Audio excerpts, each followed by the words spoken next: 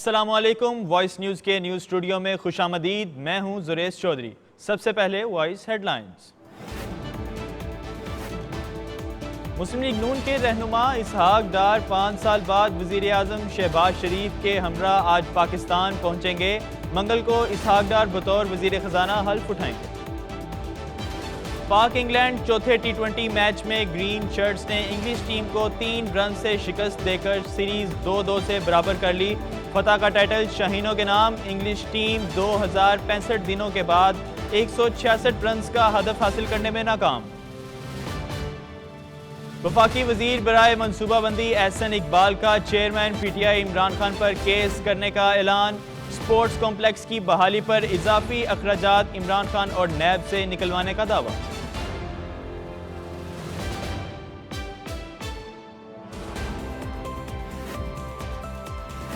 سابق وزیر اعظم عمران خان کا کاغذات نامزدگی میں اپنی مبینہ بیٹی ٹیریان جیڈ وائٹ کو چھپانے پر نااہل قرار دینے کی درخواست پر سماعت آج۔ اسلام آباد ہائی کورٹ کا پٹیشنرز وکیل سے دوبارہ دلائل طلب۔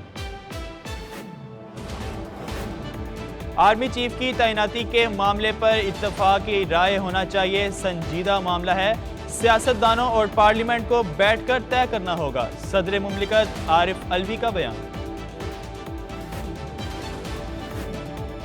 بلوچستان میں پاک فوج کا ہیلی کاپٹر گر کر تباہ، 6 اہلکار شہید۔ آرمی چیف کی تقرری سے متعلق صدر عارف علوی۔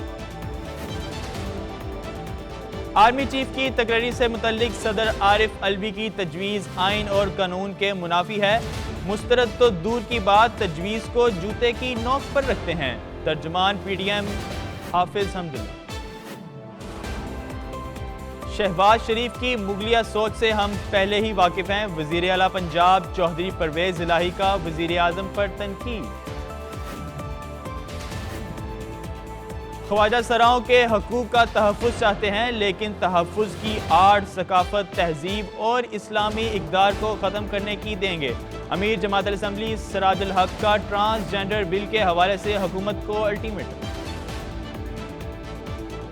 مشکل حالات کے باوجود وفاقی ترقیاتی پروگرام میں کوئی کٹوتی نہیں ہوگی، چین کی مدد سے ریلوے کو اضافی رقم دی جائے گی، وفاقی وزیر منصوبہ بندی احسن اقبال کا انکشاف۔ پشاور میں سرکاری سستے آٹے کی تقسیم کے دوران دہکم پیل، شہری نالے میں گر گئے۔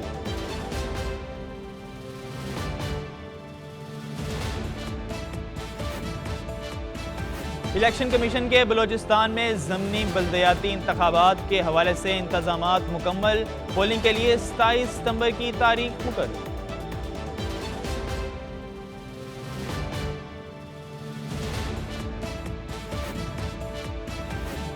سارا قتل کیس مرکزی ملزم کے والد صحافی ایاز امیر کا مقامی عدالت کی جانب سے 1 روزہ جسمانی ریمانڈ جاری۔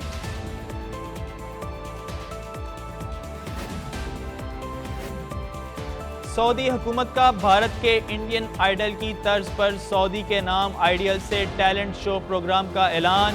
عرب آئیڈل کا پہلا تجرباتی مرحلہ دسمبر کے وسط سے شروع ہوگا، جبکہ دوسرا 11 جنوری 2023 کو براہ راست نشر کیا جائے۔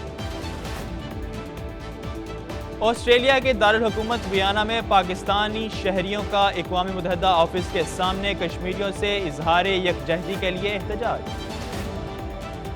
دواساز کمپنی فائزر کے چیف ایگزیکٹو آفیسر البرٹ بورلا دوسری بار کورونا وائرس کا شکار ہو گئے۔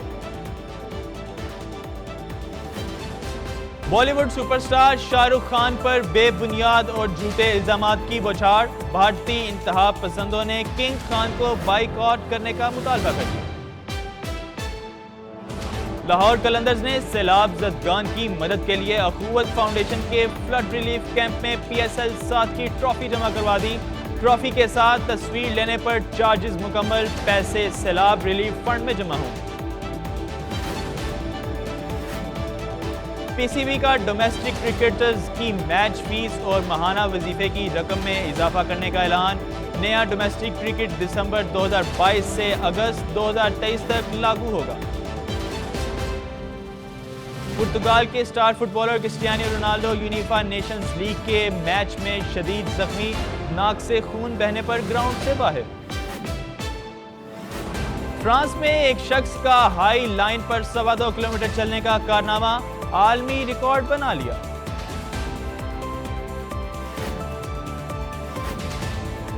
بھوکے کتے کی اداکاری، لگی راہگیر کے دل پر ضرب کاری، سوشل میڈیا پر ویڈیو وائرل۔